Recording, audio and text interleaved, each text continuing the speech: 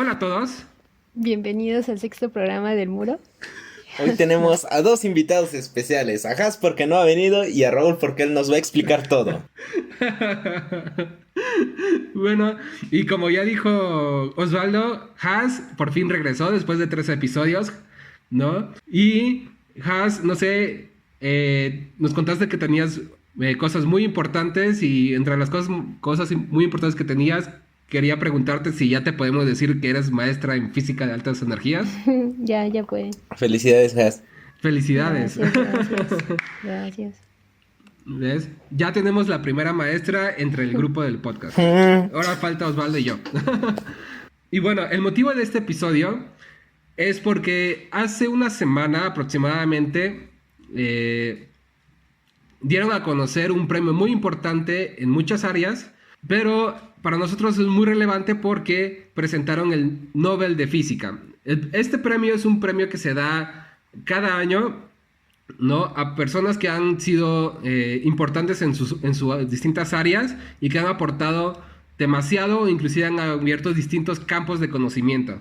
En general, que ayudan a comprender más lo que es nuestro universo, o la naturaleza. Bueno, sí, como bien comentaba Raúl, esos premios o el objetivo de esos premios, o así como lo quiso Alfred Nobel en su testamento, pues es que esas aportaciones dejen algo a la humanidad. Sí, creo que hizo, creo, todas las categorías menos una, ¿no? Creo que la economía la agregaron después. Sí, y tampoco matemáticas, ¿no? No se sabe en esa historia media chusca de por qué No, no hay a ver, un Nobel cuéntala, de cuéntala. matemáticas. No sé si la sepa Has y la quiera Sí, contar. pero yo tengo entendido que es como una leyenda urbana, no sé si sea cierto. Ajá, es una leyenda urbana, ¿no? Ah, Pero no sé ujú. si la quieres contar.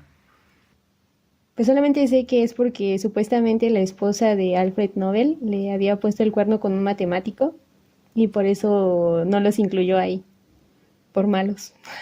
Sí, quién sabe si sea cierto. Si alguien del público sabe, por favor díganos, sáquenos de la duda.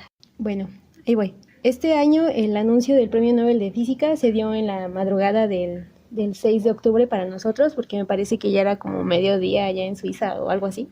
Entonces, por la diferencia de horarios, en la madrugada de este martes 6 de octubre se dio el anuncio de que la mitad del Premio Nobel está destinada para Roger Penrose de la Universidad de Oxford en el Reino Unido, por el descubrimiento de que la formación de agujeros negros es una predicción robusta de la teoría general de la relatividad. Esto lo vamos a explicar más adelante en el capítulo. Y de la otra mitad que quedaba, la mitad de ese premio se le dio a Andrea Ghez de la Universidad de California en Los Ángeles, y para Reinhard Genzel, corríjanme si la pronunciación está mal, él trabaja en el Max Planck Institute for Extraterrestrial Physics y también en la Universidad de California en Estados Unidos. Estas dos últimas personas, pues como ya había comentado Raúl, se encargaron de la parte experimental, mientras que Penrose, pues el premio se le otorgó por sus descubrimientos teóricos. Y igualmente vamos a comentar un poquito más sobre esto en el podcast. Y el descubrimiento de Andrea y de Reinhardt fue por el descubrimiento de un objeto supermasivo en el centro de nuestra galaxia. Ok, ¿y ustedes cómo recibieron el premio Nobel? O sea, ¿cómo fue la noticia? Bueno, cuando me desperté y vi que, bueno, las imágenes compartidas y todo eso, como que me dio la sensación de que leer a Roger Penrose fue como que había ganado el premio Nobel, fue como leer que una leyenda viva, ¿no?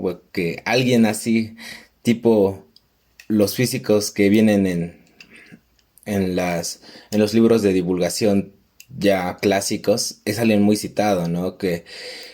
Pero es alguien muy sonado, ¿no? En la divulgación y así como lo que sería un análogo a una superestrella de rock, una superestrella en Sí, la física, entonces, y antigua, y pues se ve en su edad, ¿no? 89 años, me parece, sí. ya más para allá que para acá. Que, que es alguien que trabajó con Stephen Hawking, ¿no? Entonces, si Hawking hubiera seguido vivo, a lo mejor se lo daban también a él, compartido con Penrose. Quizás al nivel de, bueno, no sé si al nivel, pero una sensación parecida cuando se lo dieron a Higgs, ¿no? de que es una leyenda viva y es un trabajo muy antiguo por el que se lo dieron, de los 60, 50 más o menos. Sí.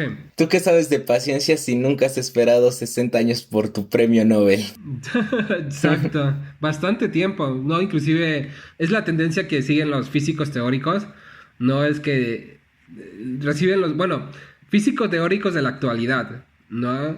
Porque los físicos teóricos de hace 100 años, más de 150 años, bueno, 120 años más o menos, podían recibir un premio Nobel estando en una edad muy temprana, pero como que ahora los avances teóricos sobrepasaron los avances tecnológicos, eso limita mucho a los descubrimientos, ¿no?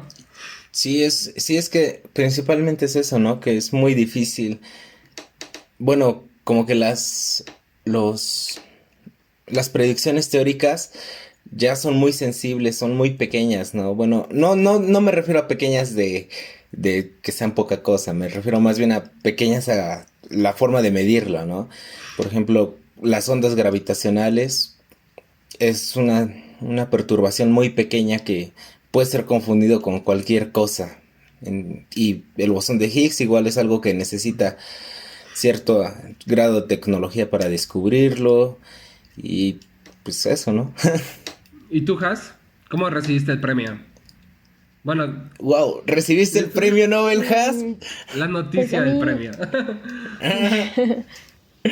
no, todavía no. Pues a mí, digamos que sí me sorprendió, pero no tanto, porque, bueno, había como especulaciones por ahí de que algo de cosmología, bueno, de agujeros negros estaba pues ahí, ¿no? En el comité Nobel para elegirlo. Y pues yo pensaba que igual y se lo podrían dar como que al equipo del Horizon, Event Horizon, no recuerdo muy bien el nombre, disculpen, de un experimento que obtuvo la primera foto de un agujero negro el año pasado, que de hecho fue una noticia muy sonada. Yo creo que muchos de ustedes lograron ver esa imagen de una especie de donita naranja cubierta bueno, en un fondo negro, que fue la primera foto bueno, la primera foto que se pudo tomar de un agujero negro. Entonces como que por ahí andaba el Nobel, ¿no? Lo que sí, pues no era como muy posible dárselos a ellos porque pues es un equipo muy grande. Participaron universidades de prácticamente todo el mundo, institutos de todo el mundo y observatorios. Entonces como que darles el premio Nobel a ellos, a todo el grupo, pues no era posible. Y pues sí, que se lo dieron a Penrose, como dice Osvaldo, pues sí fue muy interesante porque pues es un hombre muy sonado. Incluso yo recuerdo que hace años traté de leer uno de sus libros que se llama El Camino a la Realidad, que es un libro enorme y pues me da mucha pena decirlo, pero no llevo ni la mitad de ese libro desde hace años porque pues sí es un poco pesado y muy largo. Pero es un libro muy interesante, es precisamente de divulgación científica.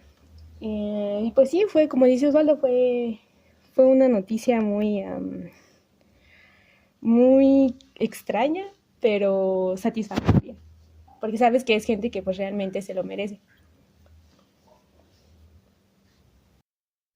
Y es importante mencionar, como ya lo decía Raúl, que en física, bueno, en general en ciencias, no es suficiente que alguien venga con una teoría súper revolucionaria si no se puede medir, ¿no? Si lo que ese científico dice no se puede comprobar.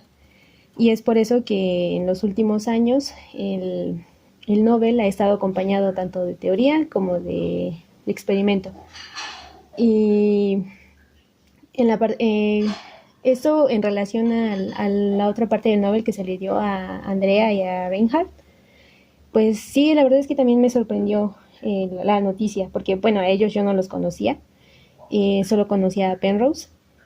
Y pues sí, cuando vi que también se lo habían dado a una parte experimental, pues de cierta manera sí me alegró, porque ya no se deja, yo no soy experimental, bueno, un poquito, y me alegró saber que ya se reconoce el trabajo de estas personas, que si nosotros nos detenemos a ver un poquito lo que hacen, pues eso es un trabajo extraordinario.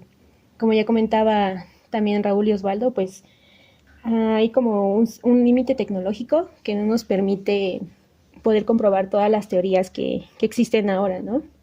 O sea, ya tenemos cierto poder computacional y cierto poder en los detectores que nos permite nos permiten tener medidas más exactas.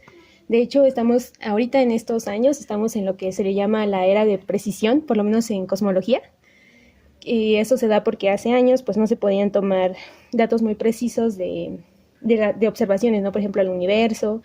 Como les decía, estamos en la era de precisión en cosmología, que así le llaman a estos tiempos en los que estamos viviendo ahora, porque tenemos cierto poder computacional y cierto poder en los equipos de laboratorio que permiten obtener medidas que hace años no se podían, sobre todo en este campo de la gravitación, en este campo de la gravitación y de la cosmología, porque pues se habla de escalas muy, muy grandes, ¿no? De distancias que no podemos imaginar nosotros en nuestra vida diaria, de tiempos también muy, muy grandes, por ejemplo, desde el inicio del universo, bueno, del Big Bang, que son miles de millones de años.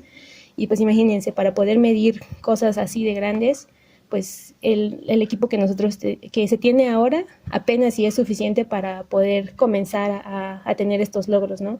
Para comenzar a estructurar esta teoría que se tiene de modelo cosmológico, que igual yo creo en un ratito más les vamos a explicar un poquito de qué trata para que se pongan en contexto, ¿no? Sobre por qué se le dio este Nobel a estas personas.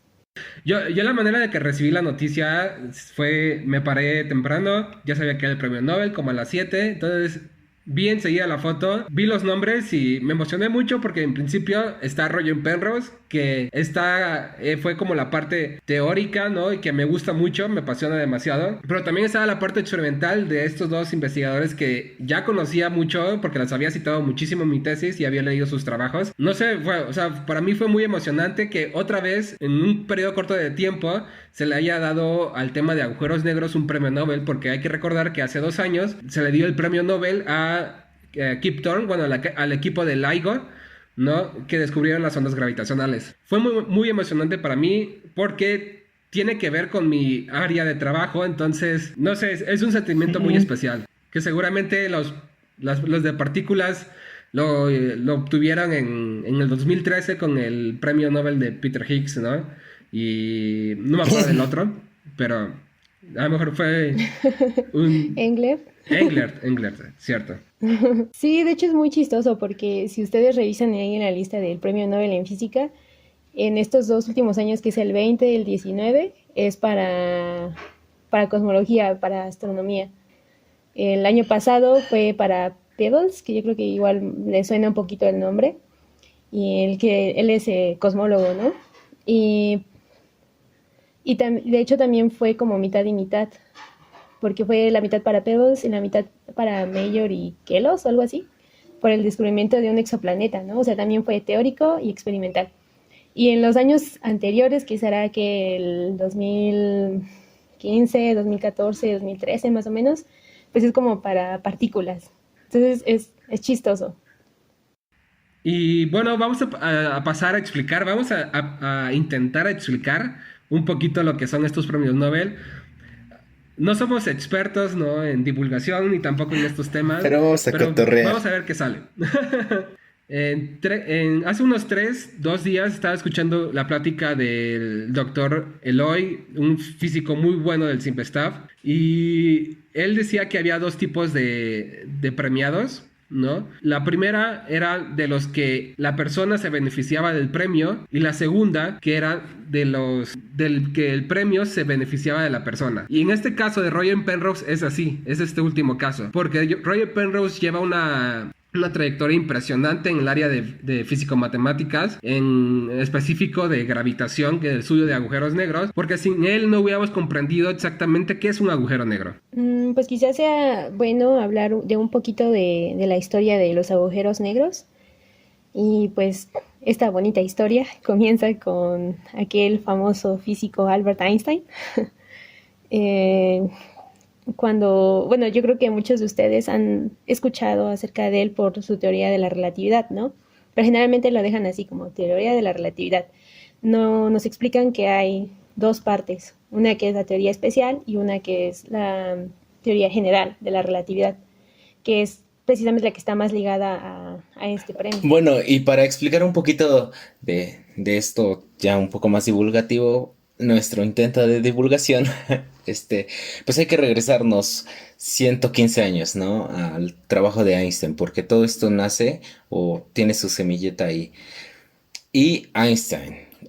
Bueno, y la semilla inicial de Einstein, bueno, como que la semilla primordial es la relatividad general de Einstein, pero antes de eso, Einstein trabajó con bueno, hizo primero una teoría que se le llama teoría de relatividad especial, porque Einstein tiene dos teorías de la relatividad, la especial y la general. Algo muy curioso es que Einstein tiene un premio Nobel, pero no es por ninguno de estos dos trabajos, que yo creo que los merecería, ¿no? Si siguiera vivo, pues, le hubieran dado uno por cada uno, sino que su premio Nobel es por el efecto fotoeléctrico, que podríamos hablarlo en otro episodio. Estas dos teorías, la especial, es como que un poquito, no sé si de ser el más simple, pero menos general, ¿no? Que la general. Ahí postula dos cosas muy importantes que son, creo que muy conocidas, que ahora que muchos lo interpretan o es coloquialmente interpretado por las personas como que no hay nada más rápido que la velocidad de la luz en el vacío. Pues sí, básicamente para efectos divulgativos eso pues es válido, ¿no? Pero así como que más formalmente nos dice, primero, que todos los sistemas de referencia son equivalentes. O sea, que lo que yo vea es lo mismo que Raúl estando a 11 kilómetros en su casa. Y la otra cosa es muy importante, es que la velocidad de la luz es la misma para todos los observadores. O sea, no importa cómo tú te muevas, siempre vas a medir la misma velocidad. Y eso se lleva a decir que es lo que lleva a decir a eso, de que no hay nada más rápido que la velocidad de la luz, ¿no?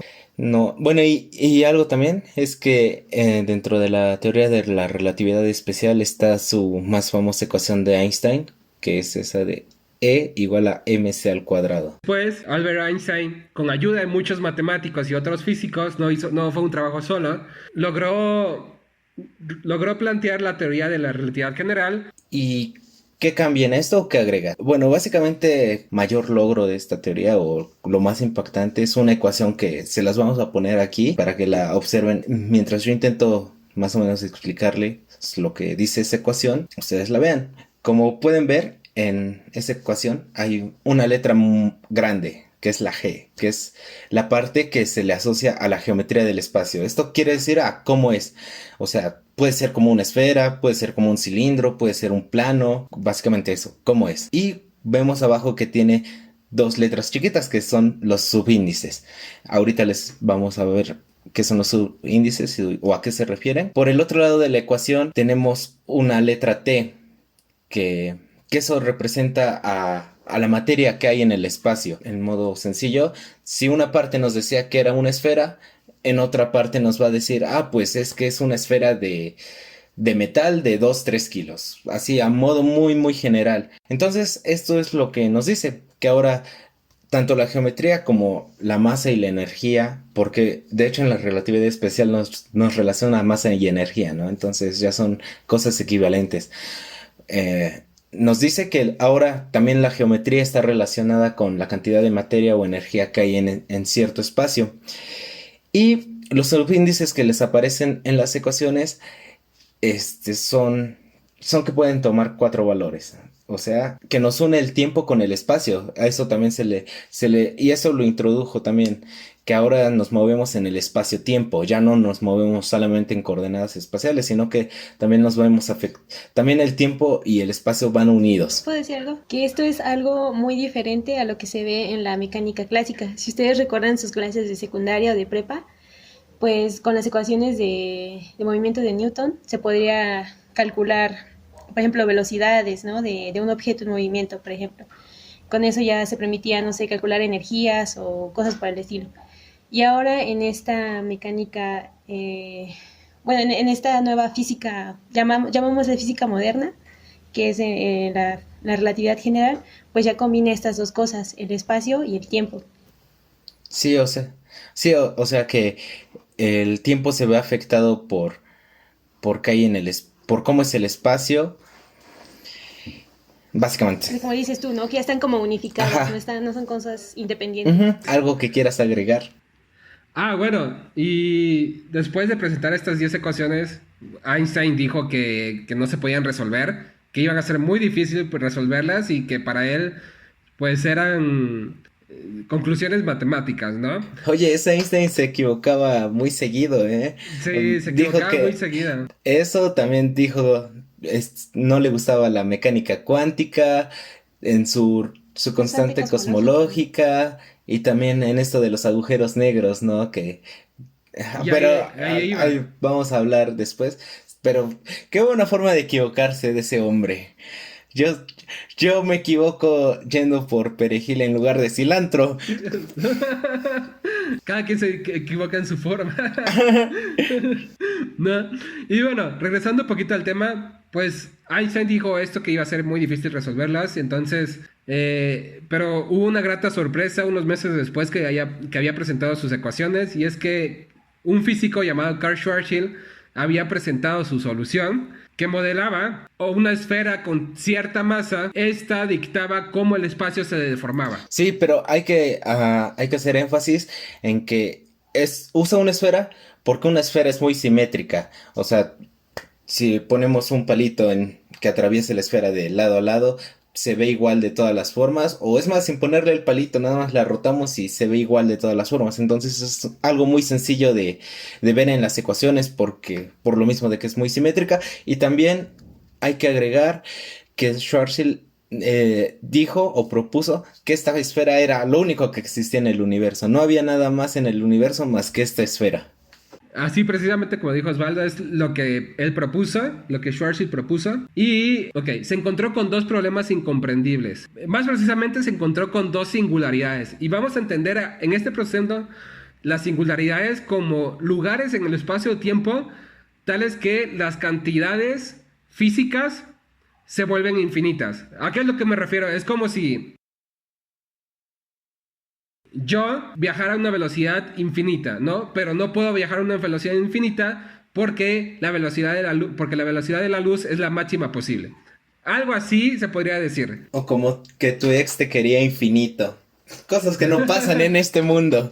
Entonces, estas dos singularidades ocasionaban mucho ruido en los físicos de aquella época, e inclusive Albert Einstein decía que estos agujeros negros, que en ese momento no se llamaban agujeros negros, sino fue cuando hasta John Wheeler le puso el nombre de agujeros negros. Albert Einstein no quería, más bien no creía que estos objetos como agujeros negros existieran en la naturaleza y que eran más bien soluciones extrañas a sus ecuaciones que no representaban nada, que era únicamente una casualidad que nos hayamos encontrado. Era más un problema matemático, ¿no?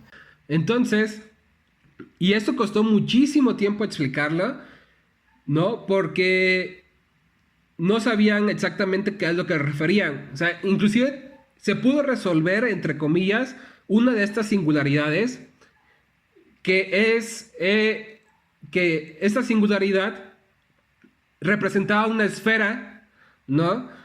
Que ahora ya llamamos horizonte de eventos. El horizonte de eventos es una superficie que cubre a la singularidad del agujero negro, ¿no? Que divide el espacio-tiempo de tal forma que lo que pasa hasta horizonte de eventos, ya no puede salir del horizonte de eventos, ¿ok? Y es por eso que los agujeros negros, son negros porque ni siquiera la luz puede escapar de ellos. Una vez que entran, ya nada puede escapar, ¿no? Sí, también muchos pensaron que esta singularidad salía también por las cuestiones de la simplificación que él había hecho, ¿no? Que a lo mejor ya en una solución más acorde a la naturaleza esto no iba a pasar, ya no se iban a tener estas cosas extrañas, pero no, sí se siguen teniendo. Que de hecho también me parece que por eso es que muchos divulgadores o muchas notas en internet, por ejemplo, te dicen que un agujero negro es una región del espacio donde no se cumplen las leyes de la física, ¿no? Por lo que decía Raúl, que muchas cantidades se vuelven infinitas, y pues en física tener una cantidad infinita de algo es pues algo que no es realista, ¿no? Entonces, regresando un poquito al tema de las dos singularidades que había en aquella época, como de los 40, 30, una ya se había resuelto y era aparente, o sea, no presentaba ningún problema, más bien describía una superficie imaginaria, ¿no? Que era el horizonte de eventos, pero la otra se dieron cuenta que esa sí existía en la teoría, ¿no? Y que no se podía hacer nada con ella y que a pesar que nosotros hiciéramos trucos matemáticos para tratar de desaparecerla, no se iba y seguía ahí. Entonces fue cuando muchos físicos se asustaban con esta idea, porque tener una singularidad Se en tu teoría... asustaron. Sí. ¡Ay, el coco! ¡No! ¡Ay! ¡La singularidad! Entonces, exacto, no, y representaban esos sustos con rechazo a la teoría, ¿no? Porque muchos, como Albert Einstein, decían que eso no podía existir, o sea, esta singularidad, este agujero negro, no debería existir. O sea, algo que te diga que se rompa la física que conocemos, pues da miedo a todos. Es como decir, ¿sabes qué? Pues bota tu teoría, ¿no? Todos los años que pasaste trabajando no sirven en ese punto, ¿no? Bueno, entonces había muchísima discusión entre lo que... entre si existían o no los agujeros negros, porque estaban utilizando muchas nociones de la mecánica clásica, de la mecánica de Newton que conocíamos, ¿no?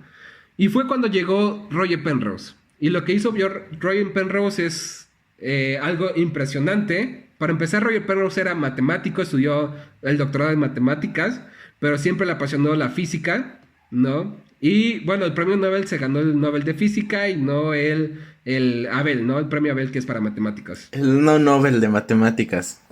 Exacto. Y llegó Roger Penrose y por el que ganó el premio Nobel fue por un teorema que fue muy impresionante, donde puso 3 condiciones, ¿ok? Muy importantes, que son físicamente plausibles, es decir, físicamente lógicas, entendibles, que se han comprobado que existen en la naturaleza, ¿ok? Y a partir de ellas llegó a una conclusión que esta singularidad que existe dentro de los agujeros negros es inevitable. Las condiciones que puso Roger Penrose, una fue que la energía es positiva, y eso la comprobamos día a día, porque en los experimentos, ¿no? Siempre vemos, inclusive en los experimentos de altas energías con choque de partículas, siempre vemos que las energías son positivas, entonces era lógico suponer esto. La segunda condición es que podías definir condiciones iniciales en espacios-tiempo, ¿ok? Es decir, que la teoría de la relatividad general era una teoría determinista, que ya se sabe qué es lo que va a pasar, cuál va a ser su resultado final, ¿ok? Y la tercera es que existe en cada uno de los agujeros negros una superficie atrapada que corresponde a un horizonte de eventos, ¿ok? Entonces se dio cuenta que si proponías estas 3 cosas, podías llegar a la conclusión que las trayectorias de partículas que iban a esta superficie atrapada eran incompletas. Y entonces ahí concluye que como las trayectorias eran incompletas, concluye que existe una singularidad que evita que él siga esta trayectoria. Entonces, fue muy revolucionario lo que hizo, porque utilizó herramientas matemáticas que no se habían utilizado antes, y además evitó el problema que había en aquella época de la física, que era definir, ¿no?, una singularidad, ¿no? Entonces, de hecho, como que otra prueba de que la teoría y el experimento van siempre de la mano, es que cuando él hizo ese trabajo, que me parece que fue en el 64, cuando publicó ese paper, pues apenas habían descubierto fuentes de cuásares, que esos cuásares son unos objetos astronómicos que también son muy masivos. Entonces de ahí como que nació o revivió, por así decirlo, la idea de objetos masivos y su relación con la relatividad, con la general. fue inesperado su premio porque fue un trabajo muy matemático, pero tampoco no fue nada del otro mundo, porque él, junto con otros físicos de aquella época, cambiaron el entendimiento de la relatividad general, ¿no? Y bueno, Entonces, por eso Roger Penrose es considerado como un genio de la relatividad general, junto con Stephen Hawking, e inclusive después Stephen Hawking y Roger Penrose aplicaron esta idea de singularidad a la cosmología, en donde se dieron cuenta que el Big Bang era inevitable también, así como los agujeros negros son inevitables, también el Big Bang es inevitable. Así Sí como sucedió. Thanos. Sí, como Thanos. Y bueno, hay muchísimas contribuciones también de Roger Penrose, ¿no? Sí, y algo que también como que causaba, pues no ruido, pero tenía algo de curioso, pues es que un matemático ganara un premio Nobel de física, ¿no? Para nosotros, pues en realidad, que estamos en el área, pues no es tan extraño que eso pase, ¿no? Pero para la gente quizás sí es algo raro. No es el primer matemático que gana un premio Nobel. Yo creo que otro de los casos más famosos es de Robert Nash, que ganó uno de economía, y pues él también fue matemático. Bueno, ya les explicamos así de una manera muy general y lo mejor que pudimos, esta parte teórica del premio. Nos falta la parte experimental, pero se las vamos a dejar en el siguiente episodio porque ya tenemos hambre. No, no es cierto. Para que sea un poquito más digerible, entonces les mencionamos al principio un poco de que se dividió en dos partes. Ya les intentamos explicar la teórica. En nuestro siguiente episodio van a poder conocer un poco más de esta parte experimental. Qué fue lo que hicieron, qué mediciones hicieron, de dónde vienen y sus aportaciones principales. Bueno, que ya las mencionamos un poquito al inicio, pero un poquito más detalladas en nuestro siguiente episodio. Y agradecemos que haya sido de su total agrado este episodio y también agradecemos que hayan llegado hasta el final de este episodio. Por favor, síganos en nuestras cuentas de Instagram y Facebook les agradezco mucho. Y les agradezco mucho, yo también. Hasta luego. Adiós. Hasta luego. Bye.